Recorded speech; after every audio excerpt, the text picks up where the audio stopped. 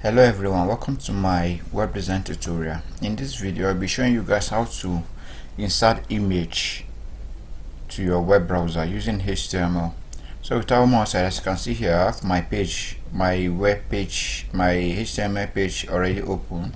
So all we need to do is for us to go inside the body elements of the HTML page. Then you open a tag, close the tag. Then inside the tag now you put your img, which stands for the image.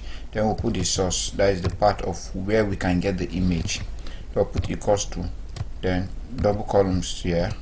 Then inside, then use the dot and a period, which will take you direct to the folder or direct to where the image is. So as you can see here, I have a folder called small. So I click on the small now. That is where my image are. As you can see, I have different images here. Then I click on the first image, which is aladdin.jpg. There I save it. I go back to my browser. I refresh it. Voila! As you can see, our image is good looking and also display on our browser. So we can go back to our Visual Studio Code now. In order to save time, all we need to do is for us to just copy this first image tag. We copy it, then we come beneath it, then we paste it into 4 places. So for this method now, it's similarly the same or is still the same. All we need to do is for us to just rename the images there. So for the second Aladdin now, all we need to do is for us to just change it to Ant-Man.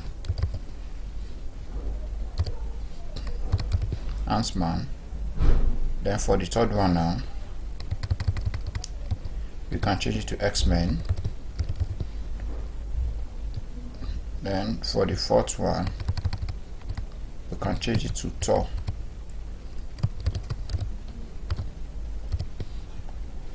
Then for the fifth one now, we can change it to, which image do you want to change it to now?